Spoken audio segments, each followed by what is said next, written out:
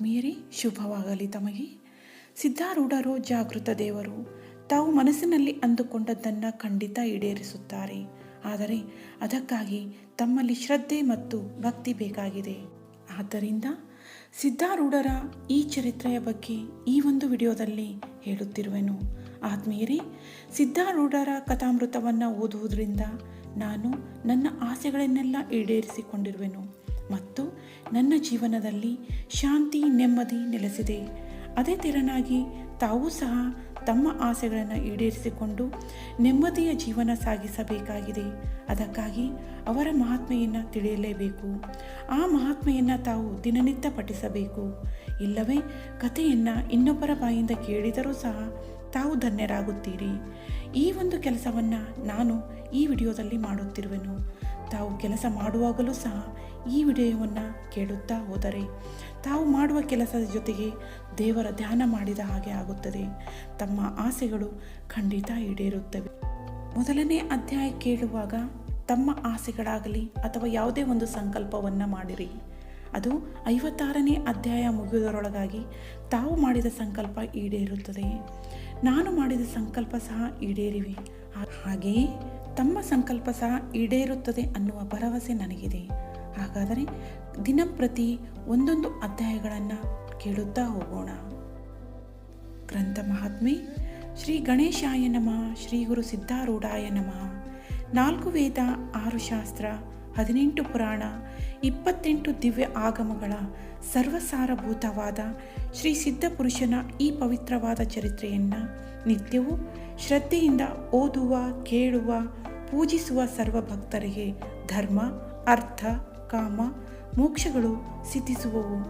ಸರ್ವ ಕಷ್ಟ ನಷ್ಟಗಳು, ಸರ್ವ ಪಾಪತಾಪಗಳು, ಚೋರ, ವೈರಿ, ವಿಷ, ಭೂತಾದಿ ಭೀತಿಗಳು ಬಯಲಾಗಿ ಸರ್ವದಾ ಸಕಲ ಸನ್ಮಂಗಳಿಂದ ಕೂಡಿದ ಸುಖ ಸೌಭಾಗ್ಯಗಳು ಒದಗಿ ಬರುವವು. ಶ್ರೀ ಸಿದ್ಧ ಸದ್ಗುರುವಿನ ಕೃಪಾಪೂರ್ವಕ ಶ್ರವಣ ಮಾಡುವುದರಿಂದ ಶಾಂತಿ, ದಾಂತಿ, ವಿವೇಕ, ಜ್ಞಾನ, ಸದ್ಭಕ್ತಿಗಳು ಸಂಪ್ರಾಪ್ತವಾಗುವು. ನನ್ನ ಆತ್ಮೀಯರಿಗೆಲ್ಲರಿಗೂ ಶುಭವಾಗಲಿ. ಶ್ರೀ ಸಿದ್ಧಾರೂಢ ಕಥಾಮೃತದ 11ನೇ ಅಧ್ಯಾಯವನ್ನು ನೋಡೋಣ. ಈ ದಿನ ಪಠಿಸೋಣ. ಆತ್ಮೀಯರೇ, ಶ್ರೀ ಸಿದ್ಧಾರೂಢ ಕಥಾಮೃತದ 1ನೇ ಅಧ್ಯಾಯದಿಂದ 56 ಅಧ್ಯಾಯಗಳನ್ನು ತಾವು ಪೂರ್ತಿಗೊಳಿಸಿದ ನಂತರ, ಪಠಿಸಿದ ನಂತರ ತಮ್ಮ ಜೀವನದಲ್ಲಿ ತಾವು ಅಂದುಕೊಂಡಂತೆ ಪವಾಡಗಳು ಮತ್ತು ಅವರ ಲೀಲೆಗಳು ನಡೆಯಲು ಪ್ರಾರಂಭಿಸುತ್ತವೆ. ಆದ್ದರಿಂದ ತಾವುಗಳು 1ರಿಂದ 56 ಅಧ್ಯಾಯಗಳನ್ನು ಖಂಡಿತವಾಗಿ ಪಠಿಸಿ. ಯಾವಾತನ ವರ್ತನವೇ ಲೋಕಕ್ಕೆ ಬೋಧವಾಗಿರುತ್ತದೆ ಮತ್ತು ಯಾವನನ್ನು ಅನುಸರಿಸುವುದರಿಂದ ಬಂಧುಗಳೆಲ್ಲ ತಾವೇ ಹರಿದು ಹೋಗುತ್ತವೆ. ಅಂಥ ಸಿದ್ಧಾರೂಢ ಗುರುವರನು ಸರ್ವರಿಗೂ ಸುಖದಾಯಕನಾಗಿ ಈ ಧರಣಿಯ ಮೇಲೆ ಸಂಚರಿಸುತ್ತಿರುವನು.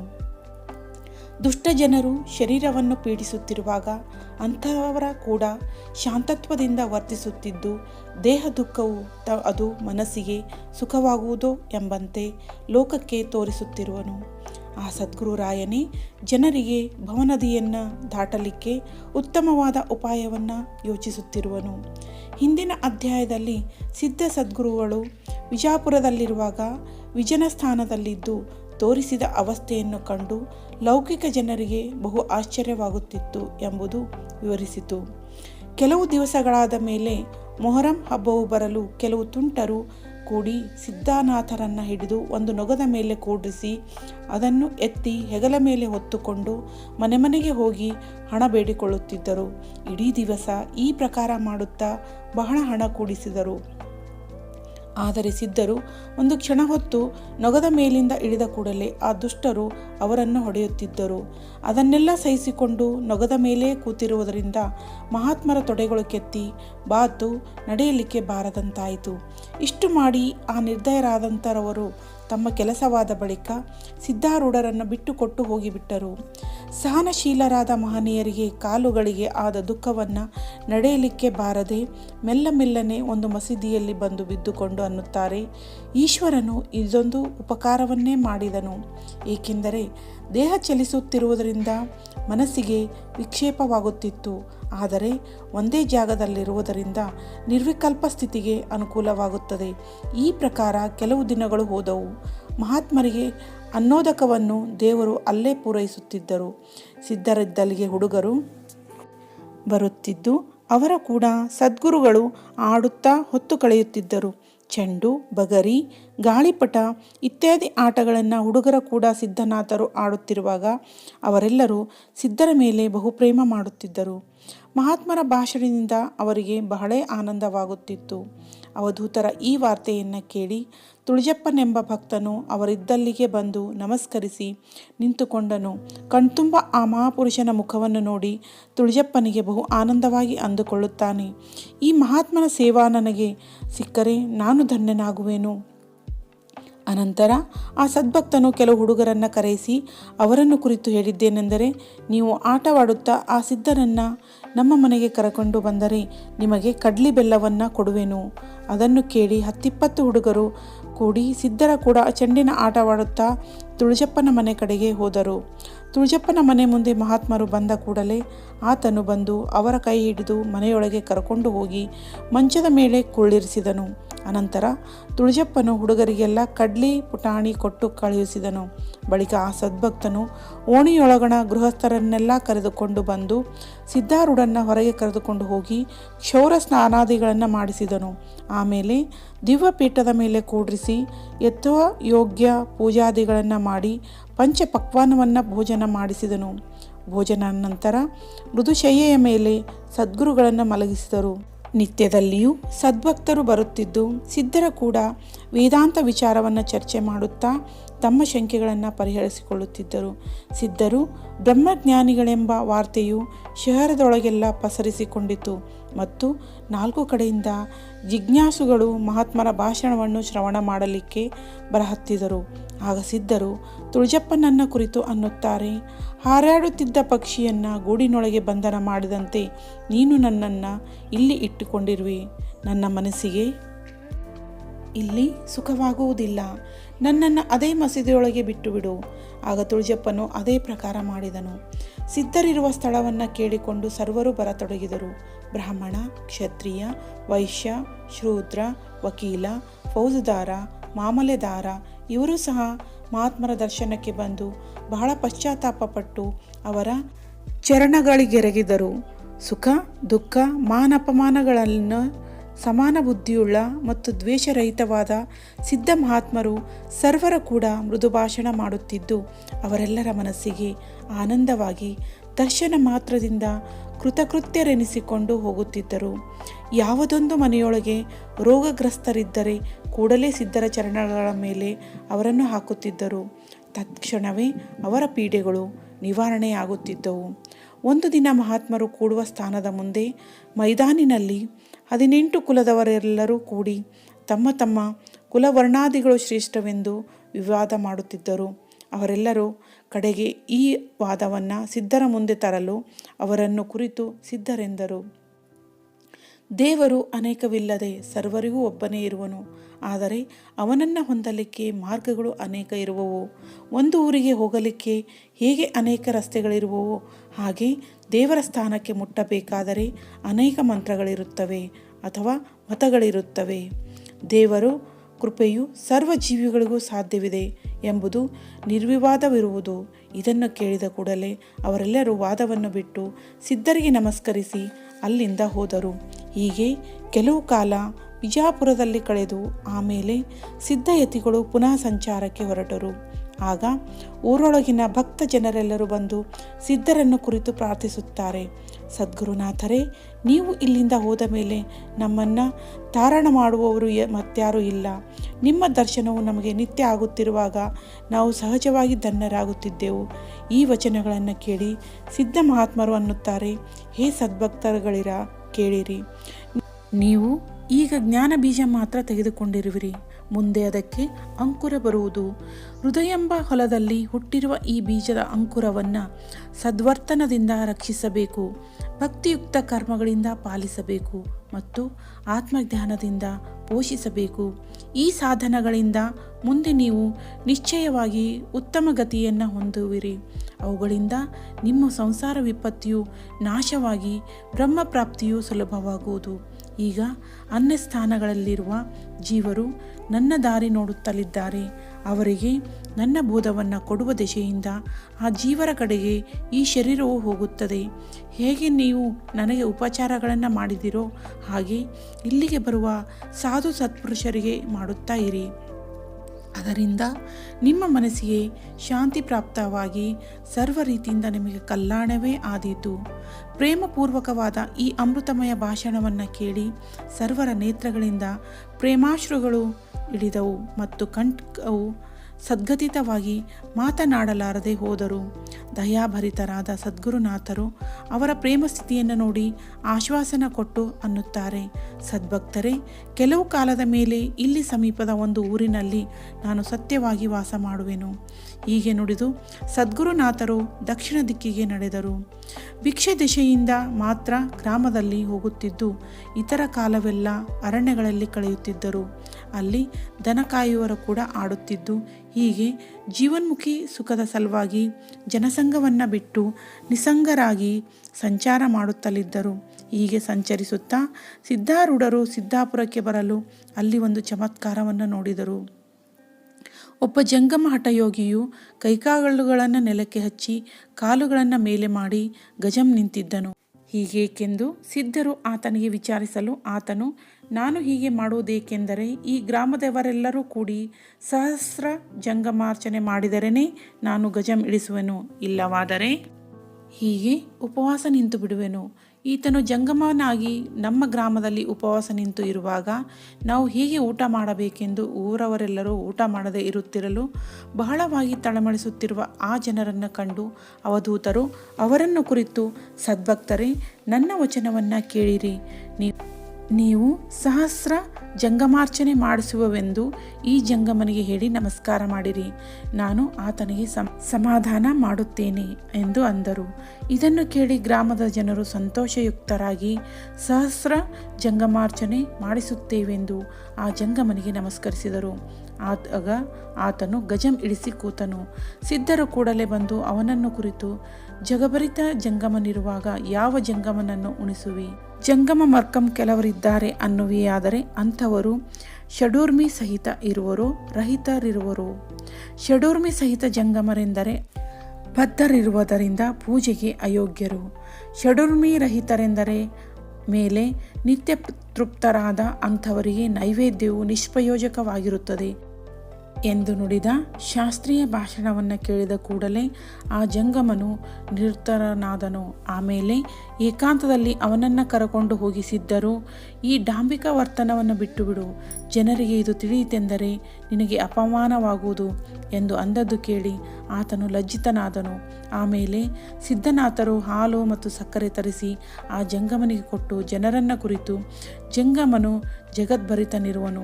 ಈ ಜಂಗಮನಿಗೆ ತೃಪ್ತಿ ಮಾಡುವುದರಿಂದ ಜಗತ್ತೆಲ್ಲ ತೃಪ್ತಿಯಾಯಿತೆಂದು ತಿಳಿಯಿರಿ.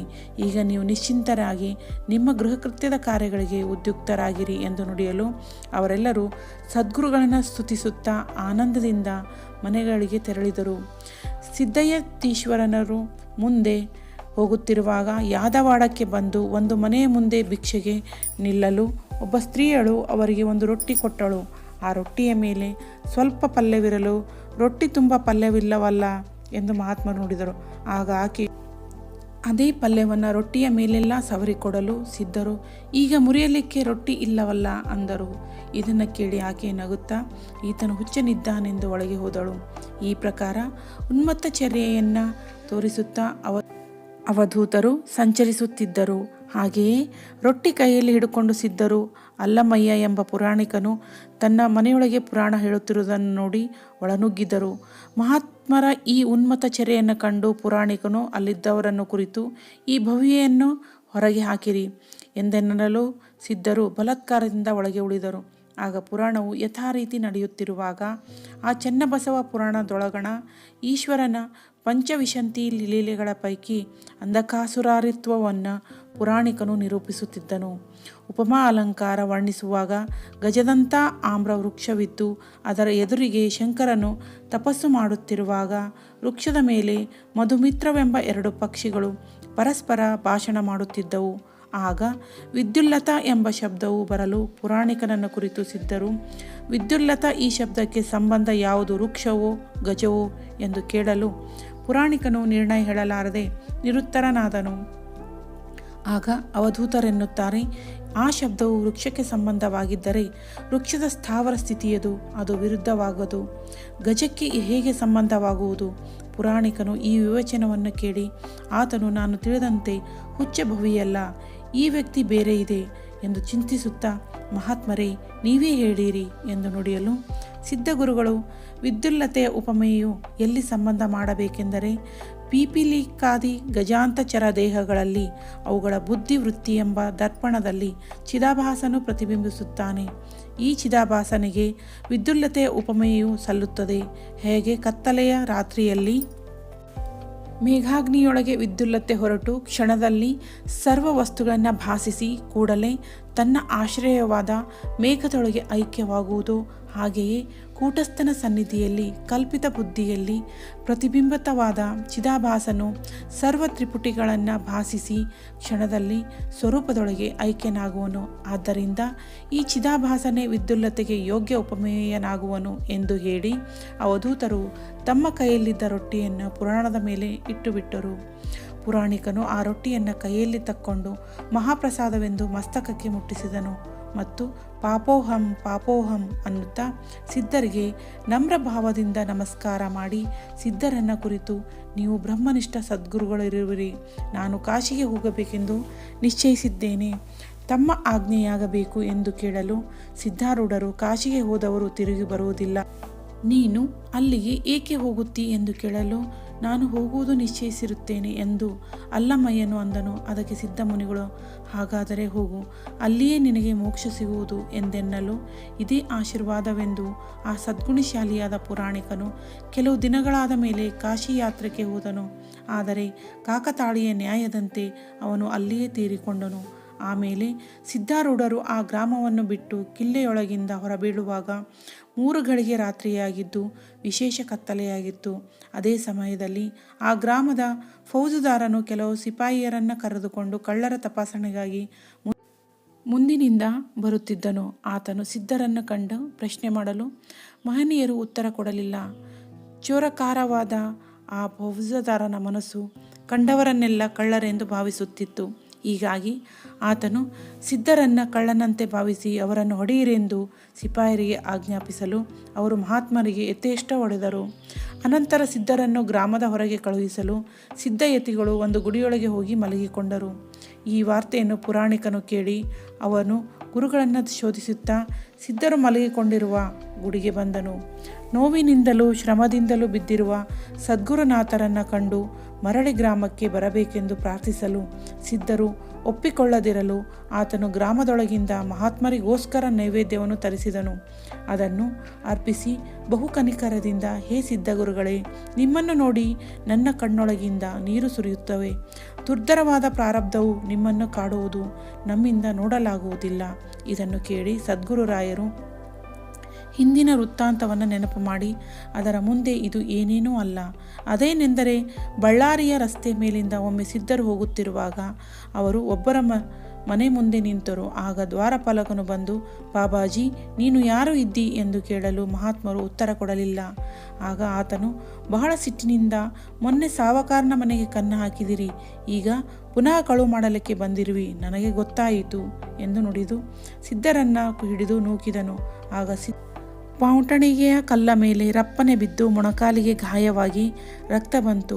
ಆಗ ಸದ್ಗುರುಗಳು ಆ ಸಂಗತಿಯನ್ನು ನೆನಪು ಮಾಡಿ ಗಾಯದ ಮೇಲೆ ಕೈ ಸವರುತ್ತಾ, ನನಗೆ ಕಿಂಚಿತ್ತಾದರೂ ದುಃಖವಿಲ್ಲ, ನಿಸ್ಸಂಗವಾಗಿರುವಾಗ ಪ್ರಾಪ್ತವಾಗುವ ಸುಖವು ಜನಸಂಘದಲ್ಲಿ ಸಿಗಲಾರದು ಎಂದು ಪುರಾಣಿಕನಿಗೆ ಸಮಾಧಾನ ಮಾಡಿದರು. ಪುರಾಣಿಕನು ರಾತ್ರಿ ಆ ಗುಡಿಯಲ್ಲೇ ಸಿದ್ಧರ ಸಂಗತಿಯಲ್ಲಿ ಕಳೆದನು. ಮರುದಿನ ಮುಂಜಾನೆ ಸಿದ್ಧಾರೂಢರು ಅಲ್ಲಿಂದ ಹೊರಡುವಾಗ ಪುರಾಣಿಕನು ಸಿದ್ಧರನ್ನ ಬಹುಪ್ರೇಮದಿಂದ ನಮಸ್ಕರಿಸಿ ತನ್ನ ಗೃಹಕ್ಕೆ ತೆರಳಿದನು.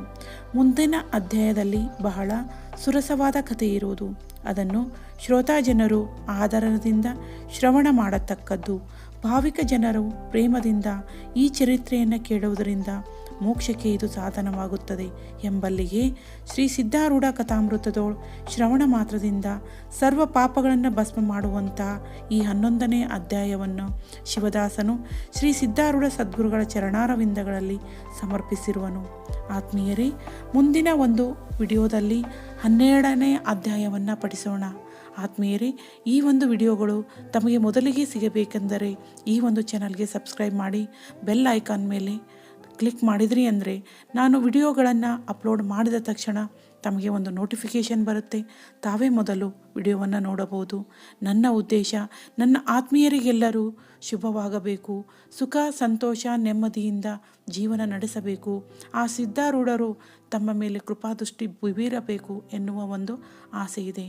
ಮುಂದಿನ ವಿಡಿಯೋದಲ್ಲಿ ಪುನಃ ಭೇಟಿಯಾಗೋಣ. ಧನ್ಯವಾದಗಳು.